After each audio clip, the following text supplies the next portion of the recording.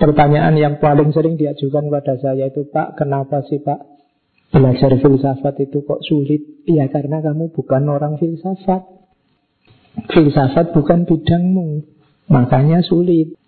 Sama kayak saya, mungkin fisika sulit, kimia sulit. Kimia bukan bidang saya. Tidak usah galau kalau kamu merasa sulit. Loh Pak, saya mahasiswa filsafat loh Pak. Saya sampai S2 ini filsafat terus. Oh berarti kamu ya terbatas akalnya.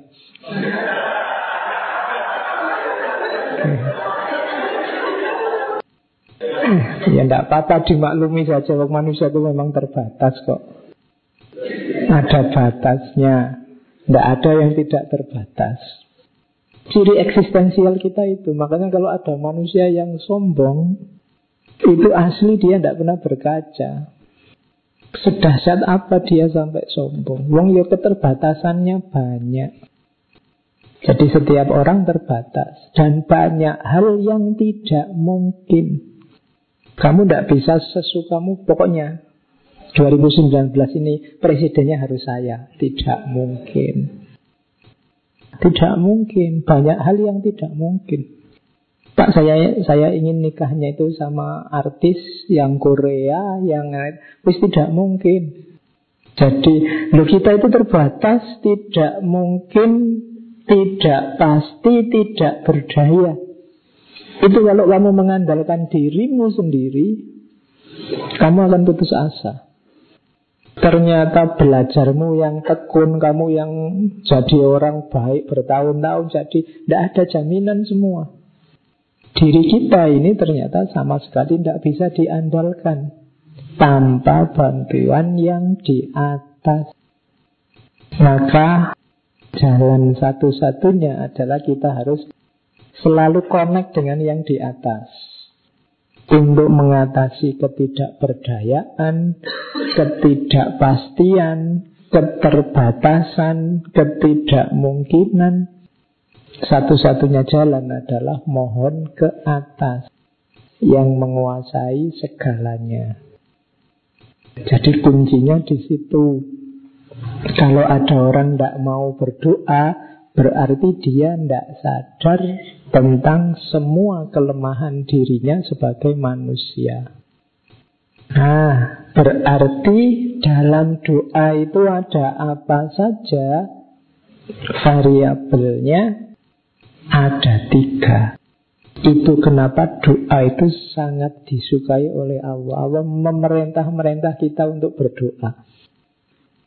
Jadi yang maha kuasa, maha segalanya malah mendorong-dorong kita, ayo mintalah. Ud'uni astajib lakum, tak kabulkan. Allah sudah segitunya, kita jual mahalnya luar biasa. Ya kan? Fa'idha sa'alaka ibadi anni fa'inni qarib ujibu da'watad da'i idha da'ani. Katanya Allah, kalau ada hambaku tanya tentang Allah, tentangku, maka aku dekat loh. Dan aku kabulkan, aku jawab setiap doa. Ujibu da'watad da'i, setiap orang yang berdoa idza da'ani, kalau dia meminta padaku, kalau dia berdoa padaku. Jadi ternyata bukan kita yang mendorong-dorong biar Allah mengabulkan, tapi Allah sejak awal juga, ayo berdoalah. Itu menunjukkan bahwa kunci komunikasi dengan Allah itu ada di doa. Allah suka orang yang berdoa karena di situ ada pernyataan keimanan. Orang yang berdoa berarti dia mengakui bahwa Allah tempat meminta, Allah tempat disembah, Allah yang maha kuasa. Makanya Allah suka dalam doa ada pernyataan keimanan. Orang menegaskan level dirinya di hadapan Allah melalui doa. Yang kedua, kebalikannya, pernyataan kelemahan.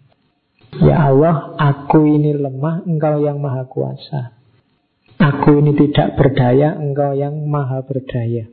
Itu pengakuan-pengakuan ini sebenarnya kebenaran yang hakiki, yang oleh Allah dituntut, maka berdoalah. Itu kuncinya jadi kekuasaan Allah, kelemahan manusia, dan disitulah nanti manusia bisa sadar diri. Itu variabel ketiga, wasilah untuk muhasabah. Jadi doa adalah penegasan bahwa Allah itu Maha Kuasa, penegasan bahwa manusia itu lemah, jalan bagi kita untuk muhasabah.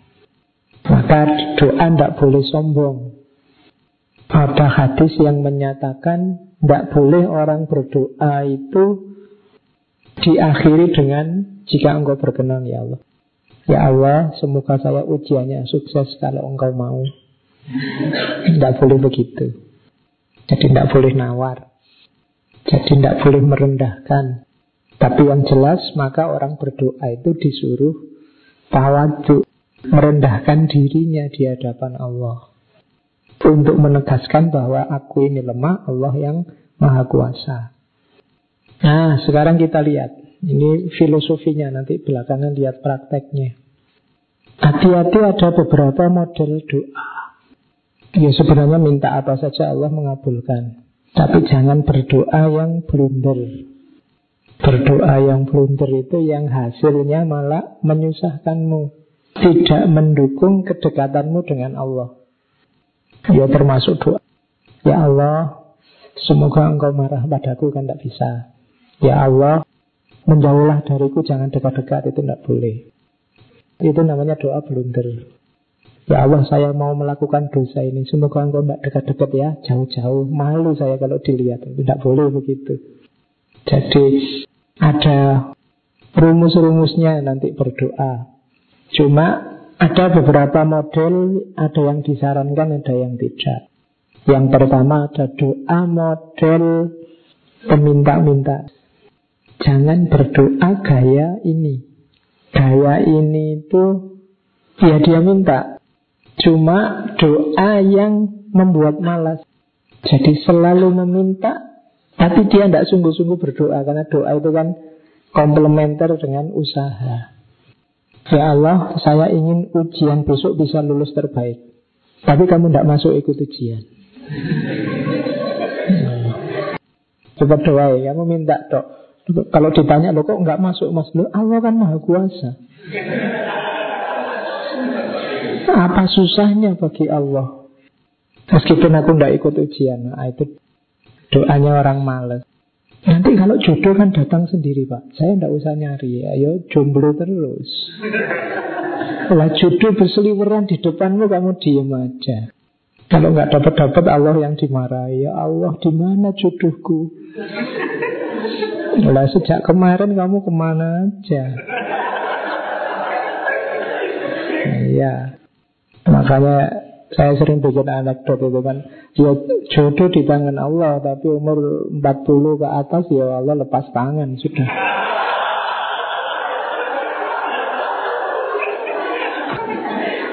Mau kamu bolak-balik seliweran, kamu diam saja. Jadi tidak boleh model pengemis. Iya doa, usahakan nanti Allah membantu hasilnya. Hati-hati doa model ini berefek ke cara hidup, etos kerja. Hidup itu ya usaha didukung dengan doa. Dibalik boleh doa dilengkapi dengan usaha. Tidak boleh diem saja. Kalau tidak ada usahanya, lo Allah mau mewujudkan apa?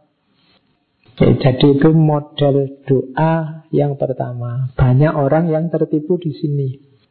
Tapi saya yakin Pak, doa saya dikabulkan. Ya, doa dikabulkan itu kan ada jalannya.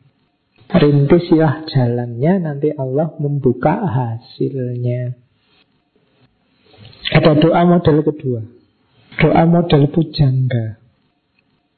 Pujangga ini biasanya pakai kata-kata indah, pakai kalimat-kalimat bagus. Isinya kebanyakan pujian-pujian, rasa syukur.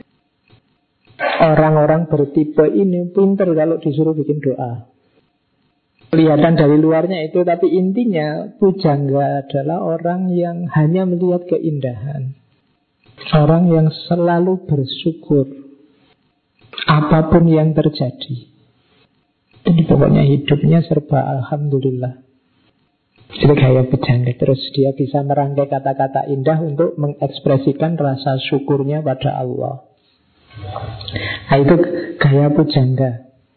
Bahkan terhadap hal-hal yang bencana, kemudian kejahatan, macam-macam, dia masih bisa mencari sisi indahnya, mengungkapkan rasa syukurnya. Ini gaya pujangga. Segalanya sudah dianggap dalam skenarionya Allah. Dia tinggal memuji, dia tinggal bersyukur pada Allah. Ini gayanya bagus. Kalau bisa di sini bagus. Cuma kadang-kadang dalam hal tertentu kita butuh tidak sekedar menerima takdirnya Allah, tapi juga harus berjuang mengubah takdir. Jadi gaya pujangga itu bagus, tapi diingat-ingat kadang-kadang kita tidak selalu harus pasrah dan bersyukur. Ada hal-hal yang harus kita perjuangkan.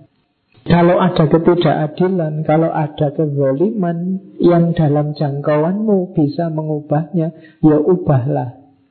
Kalau ada misalnya kejahatan dekat dengan kamu dan kamu kuasa mengatasi itu, atasilah. Jangan cuma, oh Allah sudah menakdirkan peristiwa itu terjadi. Kalau Allah menakdirkan, siapa yang bisa menolak? Kita manusia lemah. Kita syukuri saja keadaan kita apapun. Nah, ya ojo ngono. Iya, kita harus selalu bersyukur, tapi harus paham juga ada momen-momen yang kita jangan pasrah saja. Ada tanggung jawab kekhalifahan juga yang harus kita jalankan. Pujangga bagus, dia penuh kata-kata indah, penuh rasa syukur pada Allah. Tapi jangan lupa juga hidup ada unsur perjuangannya. Ada unsur, ada tugas kekhalifahan juga untuk memelihara, mengontrol alam semesta. Allah mewakilkan pada kita manusia. Nah, itu model 2, model pujangga. Ada model ketiga, kalau ini model eksistensial.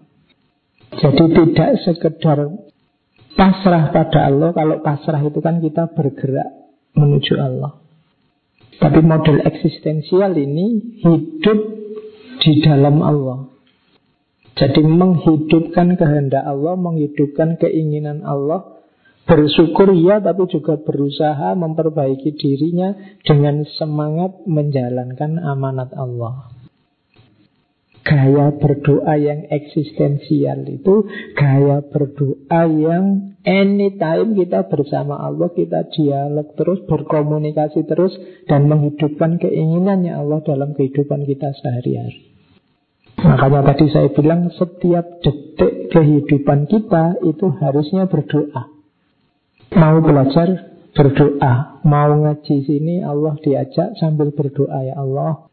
Mau minum juga tadi, ya Allah saya mau minum untuk menghilangkan haus, semoga engkau meridhai. Pokoknya Allah terlibat terus, detik demi detik kehidupanmu. Itu namanya eksistensial. Jadi mengajak Allah, bersama Allah, di ruang dan waktu kapanpun. Itu jenis doa yang ketiga. Jadi orang yang sudah bisa ada di level ini, setiap detik kehidupannya selalu bisa connect dengan Allah. Yang saya tadi sebut, sinyalnya sangat kuat dia. Jadi apakah dia ngantuk, apakah dia bangun tidur, apakah dia makan, apakah dia minum, apakah dia selalu dia connect-nya sama Allah. Nah, ini namanya mode eksistensial. Berdoa secara eksistensial. Allah mewarnai eksistensi kehidupan kita sehari-hari. Jadi kita juga beribadah, bersyukur, tapi juga berjuang, berusaha sebagai khalifah secara eksistensial. Kalau digambar prosesnya bisa semacam ini. Jadi doa itu diawali dari permohonan, kemudian percaya, kemudian terima hasilnya. Permohonan itu pasti tadi ya. Jangan lupa tahap kedua, believe, percaya. Banyak orang berdoa tapi tidak percaya. Tidak percaya itu tidak yakin doanya dikabulkan. Nah, kalau dia sendiri tidak yakin, bagaimana Allah akan mengabulkan? Nanti Allah ragu-ragu. Nah, kamu tidak yakin, nanti kamu tak kabulin benar, kamu malah grogi. Ya kan? Kan banyak di antara kita yang tidak yakin, ya Allah, beri aku suami yang soleh, yang kok bisa ya, wong saya itu kayak gini aja loh. Halo, wong kamu sendiri ragu-ragu. Nanti kalau Allah nanti tak kasih suami soleh bener, nanti kamu malah bingung. Salah ide kamu berdoanya tidak 100%.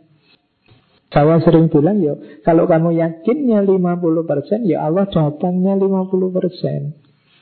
Kalau kamu yakinnya 80%, Allah datangnya 80%. Harusnya kamu dapatnya 100% soleh, cuma dapatnya akhirnya cuma 80% solehnya. Atau 20%, tergantung permintaanmu. Dari mana? Dari batinmu.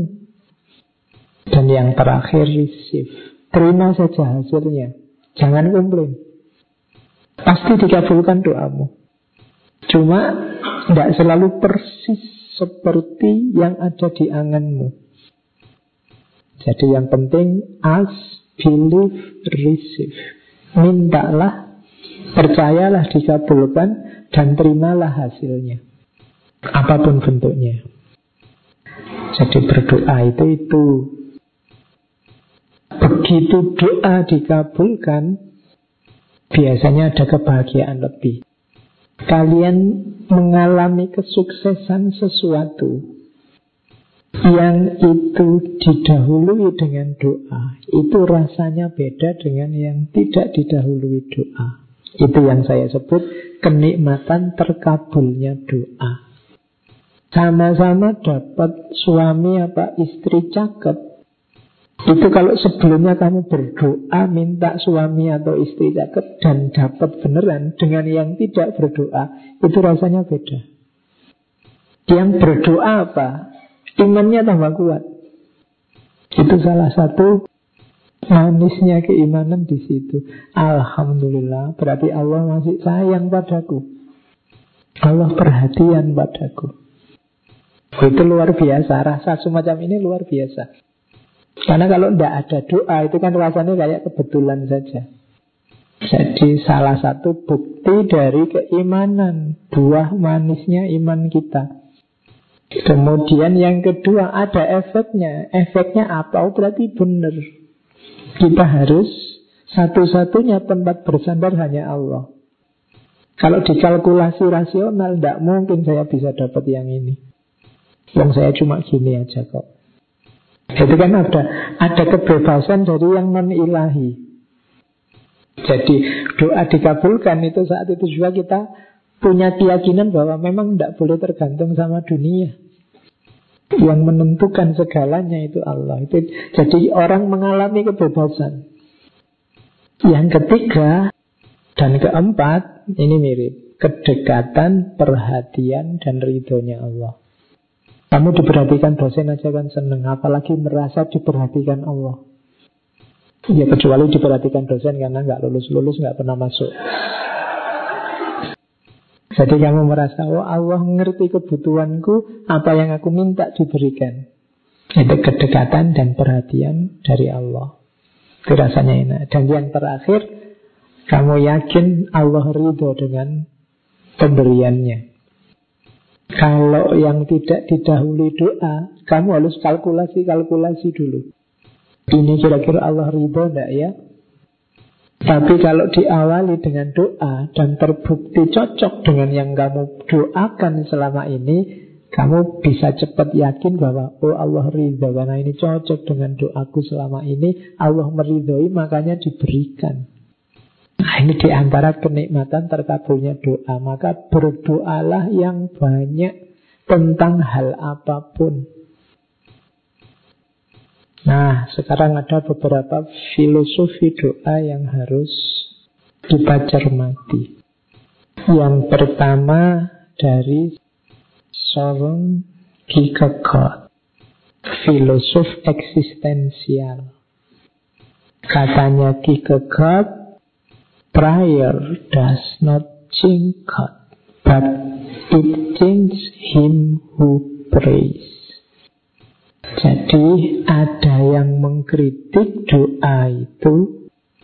Loh, kalau orang berdoa kemudian dikabulkan, itu apa berarti Allah berubah pendirian? Maksudnya Allah ini bisa dipengaruhi. Yaitu kalau dalam filsafat jawabannya banyak. Jadi yang pertama ya Allah itu, ada yang bilang enggak, Allah enggak dipengaruhi karena semuanya sudah dalam skenarionya Allah. Itu jawaban pertama. Termasuk kamu berdoa, itu skenarionya Allah. Kamu berdoa dan nanti dikabulkan, itu skenarionya Allah. Kalau Allah tidak ingin memberikan kamu A, batinmu tidak akan diarahkan untuk kamu berdoa meminta A. Kamu berdoa meminta A, itu memang dirancang oleh Allah, kamu besok akan dapat A. Itu jawaban pertama. Jawaban kedua, apa Allah bisa berubah atau tidak? Loh, enggak. Pengetahuannya Allah itu beda dengan pengetahuan kita.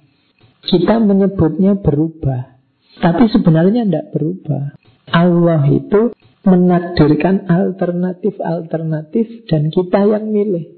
Jadi kita itu oleh Allah diberi pilihan-pilihan yang setiap pilihan ada efeknya. Ketika kita berdoa meminta sesuatu, ini sebenarnya sedang menghidupkan salah satu pilihan ini. Nah, mana yang kita pilih ya sesuai yang kita inginkan. Dan itu yang jalan. Mana yang tidak kita pilih akhirnya tidak jadi aktual. Itu kayak tombol-tombol, mana yang kita pencet, itulah nanti yang nyala. Dan semuanya masih dalam kerangka ketentuannya Allah. Nanti ada yang bilang, ini perspektif. Perspektif itu ya dari sisi Allah, semua sudah ditentukan. Tapi dari sisi manusia tidak. Pak, semuanya kan sudah takdir. Iya, dari sudut pandangnya Allah itu semua sudah diskenario. Tapi kita tidak tahu skenarionya Allah yang mana. Kalau ada yang bilang, Pak, saya tidak usah ngapa-ngapain kan kalau Allah menakdirkan sukses, ya nanti sukses. Oh, kalau kamu tidak ngapa-ngapain, kelihatannya Allah menakdirkanmu males. Ya, sederhananya kan begitu. Karena kita tidak tahu. Yang jelas kamu sekarang tidak ngapa-ngapain, berarti takdirmu sekarang jadi orang malas. Besok ya tidak tahu. Yang semuanya kuasanya Allah. Saya sering cerita, hidup ini untuk mempertautkan perdebatan Qadariyah sama Jabariyah itu. Hidup ini ada modalnya, ada usahanya, ada hasilnya.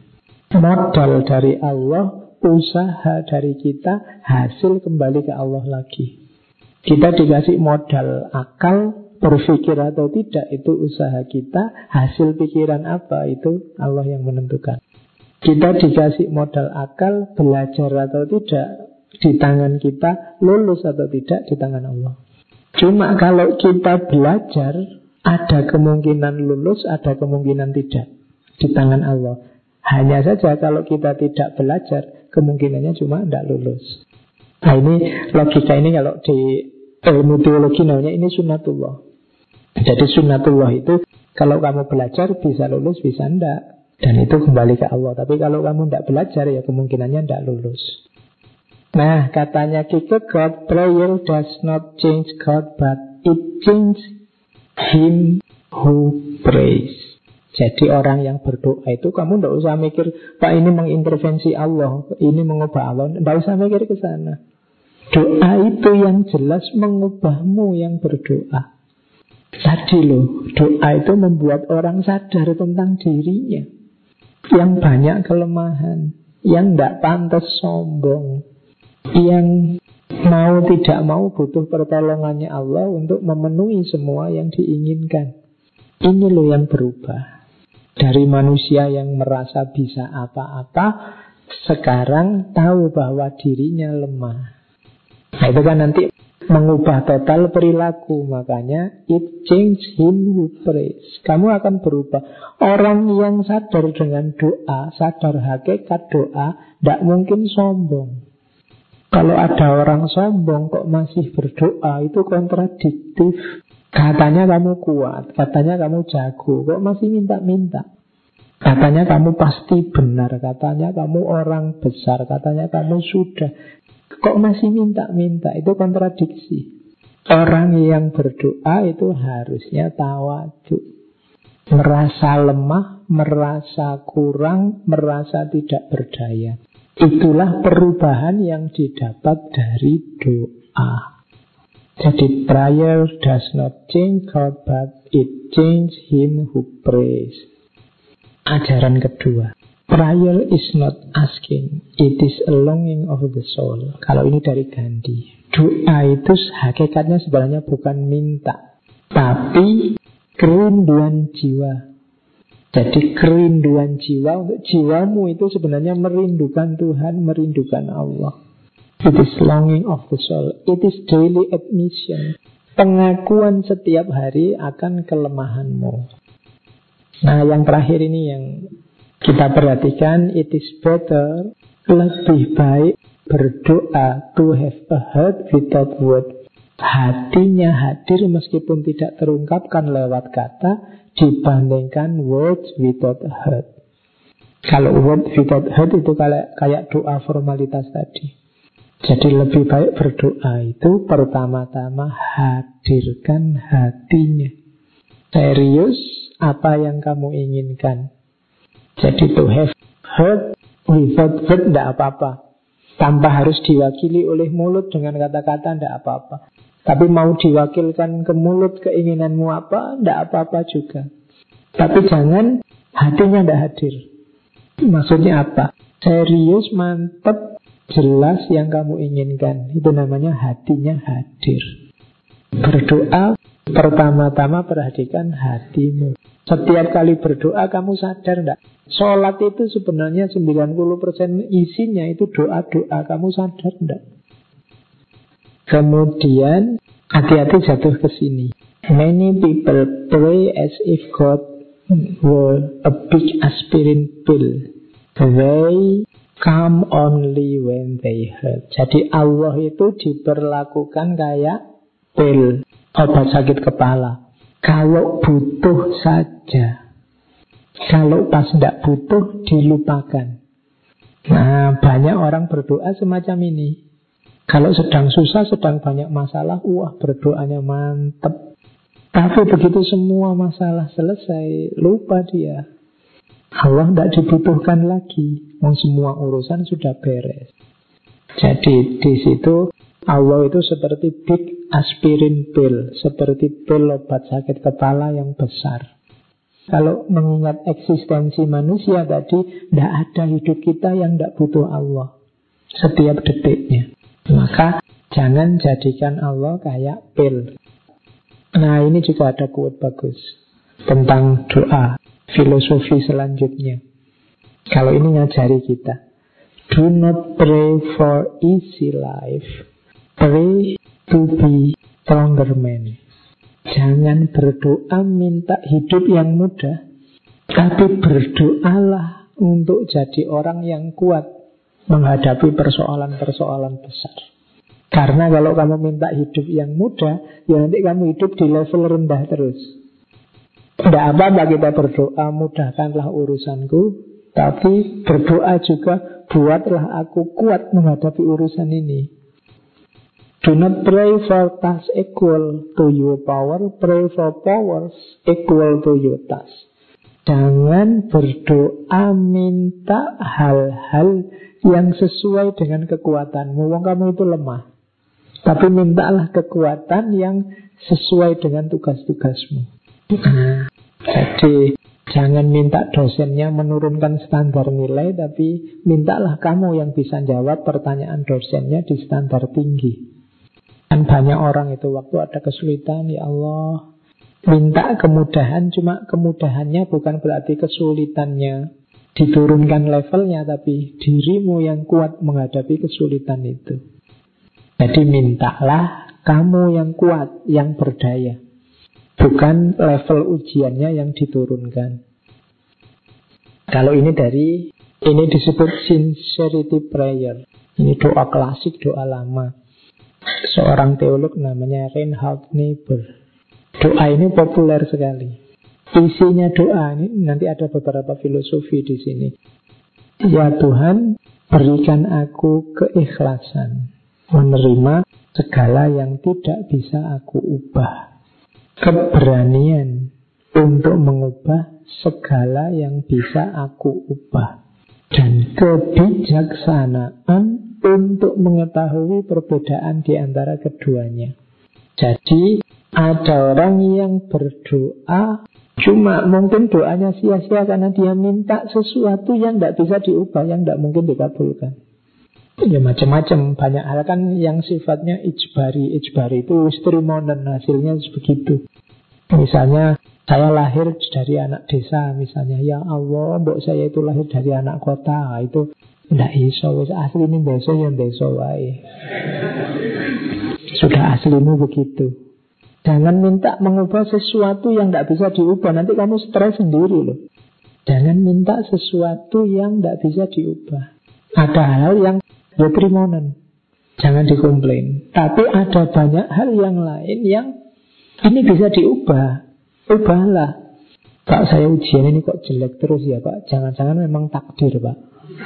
Loh, enggak. Ini sesuatu yang bisa kamu ubah, tergantung ketekunanmu, keseriusanmu. Kalau ini bisa diubah. Cuma kalau tadi kamu ganteng apa jelek, tadi ya paten. Jangan minta yang tidak bisa diubah, ubahlah yang bisa diubah. Untuk yang pertama, kamu butuh keikhlasan. Wis ikhlas kiwai, memang levelmu segitu. Tapi untuk yang kedua, beranilah untuk mengubah. Jadi kalau berdoa, kamu harus ngerti ranahnya. Terakhir, untuk tahu mana yang bisa diubah, mana yang tidak bisa diubah, kita butuh namanya kebijaksanaan. Ini yang dicintai oleh filsafat. Filsafat itu kan cinta kebijaksanaan, keikhlasan, keberanian, kebijaksanaan. Keikhlasan menerima yang tidak bisa diubah, keberanian bergerak mengubah yang bisa diubah, dan kebijaksanaan untuk tahu bedanya. Jadi menghadapi apapun, sensormu harus kuat. Ini bisa diubah apa enggak? Kalau masih bisa diubah, berani kamu mengubah. Tapi kalau enggak bisa, ini sudah mau tidak mau harus ini, kamu punya keikhlasan untuk menghadapinya. Nah, sensor tadi yang bisa mendeteksi apa namanya kebijaksanaan.